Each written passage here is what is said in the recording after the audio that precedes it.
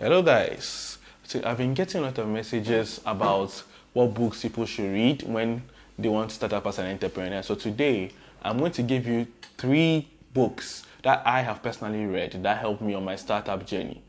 So stay tuned for more exciting details. And for those who wait to the end, I'm going to also give you 2 books which also helped me, but they're in different dimensions. One is going to help parents and one is going to help people who want to raise money as entrepreneurs. So make sure you stay tuned to the end for these exciting.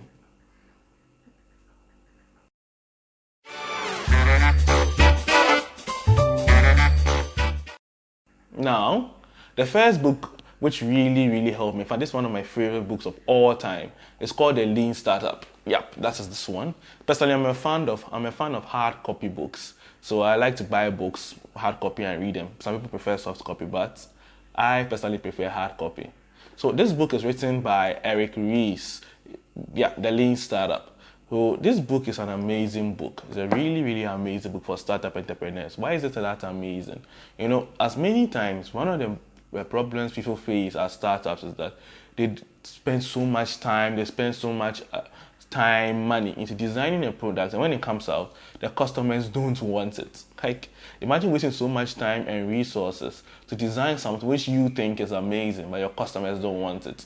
Even though you have done the market research, because it can also be that you do the right market research at some point in time and later, but because time has passed in the process of you developing a product, the customers have lost interest in it. So Eric Ries came up with the lean startup methodology. So what that means is that he came up with something he calls the build, measure, learn loop.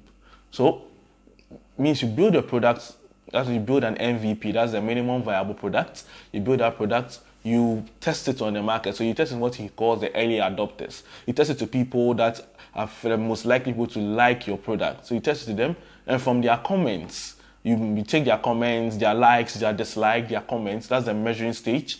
So that's he calls that measuring the right metrics.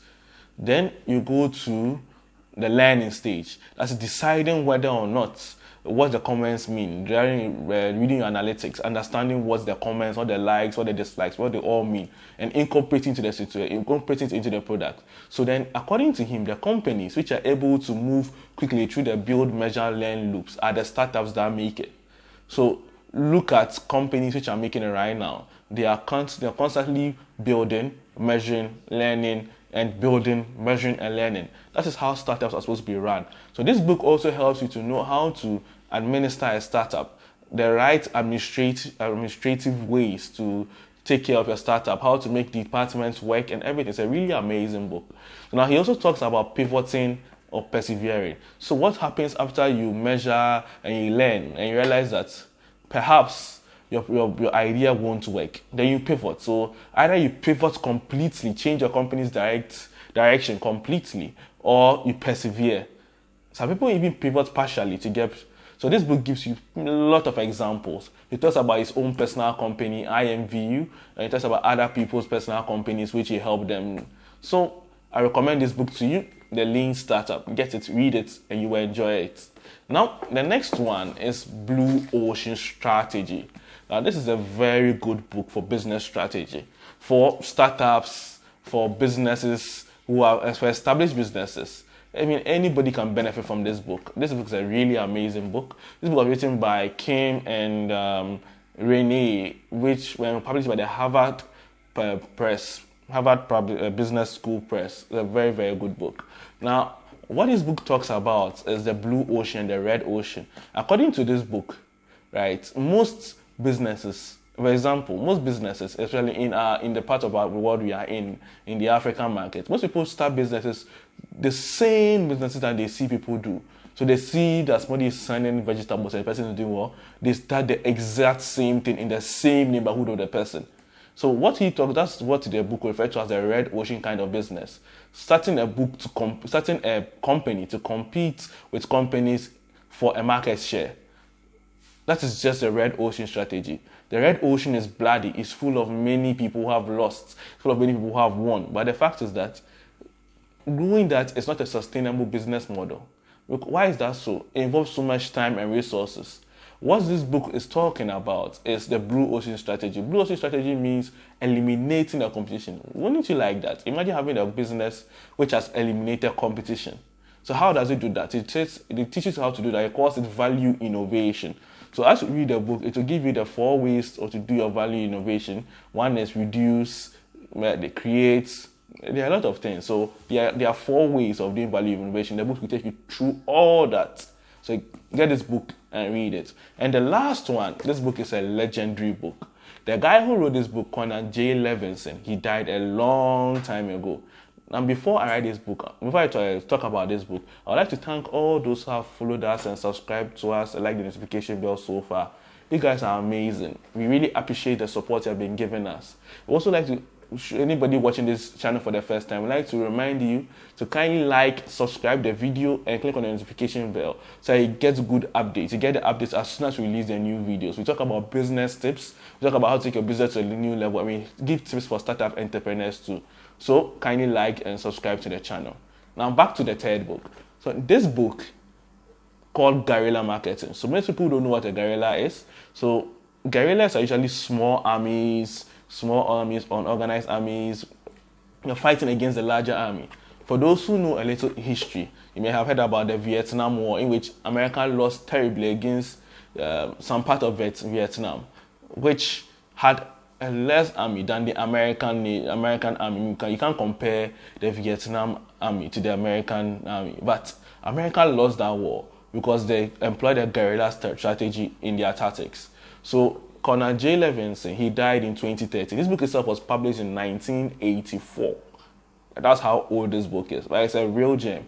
Some of the examples in this book are old because the book itself is an old book, but the principles it talks about still apply, especially for startup entrepreneurs.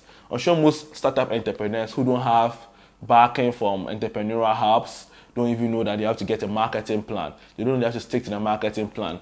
Most people don't even know that consistent marketing, consistent little budget marketing is much better than big blast back marketing. It also depends on where you are doing it. So all this book will take you through a very step-by-step approach on how to do marketing. So why guerrilla marketing? Guerrilla marketing is for people who don't have much cash, don't have a big budget like Coca-Cola, like Unilever, like all the big companies out there, like Google. You don't have big budgets like them, but you have to market your startup. So how do you do that? Guerrilla marketing will give you. There are 3 tactics in guerrilla marketing. It has ambience marketing, stealth marketing, and the last one is also here. So get this book and you enjoy it. So kudos to those who stay to the end. Like I said, I have 2 book surprises for you. The first one is, it's an interesting book. So this book is actually for kids, but this is for any person who has if you're a parent, you're a brother, you're a sister, you can get this for your younger siblings. You can get this for it's a very good. It teaches younger kids. It also teaches parents how to teach younger kids how to make money, or how to have the entrepreneurial mindset. You know, why A students work for C students and B students work for the government. It's a very interesting book. It also gives stories, examples about families, how they train their children and everything, and how they train children to be entrepreneurial. So I advise people to read this book, especially parents and kids. Now, the last book is Other People's Money. It's also written by the Rich Dad Advisors, Other People's Money. Now, this book talks about, one of the main things about being a startup is learning how to raise money. How to raise money is a very important thing as a startup. So this book talks about how to use other people's money to build your business. Because it talks about the different forms of finance, how to raise money. It talks about debt, equity, a lot of other things. It's a very, very interesting book that I recommend to startup entrepreneurs. Learning how to use other people's money or other people's resources, which is better for you, how to use it, and everything about raising capital. Get this book and enjoy it. So I've come to the end of the video. I appreciate all those who watched up to the end.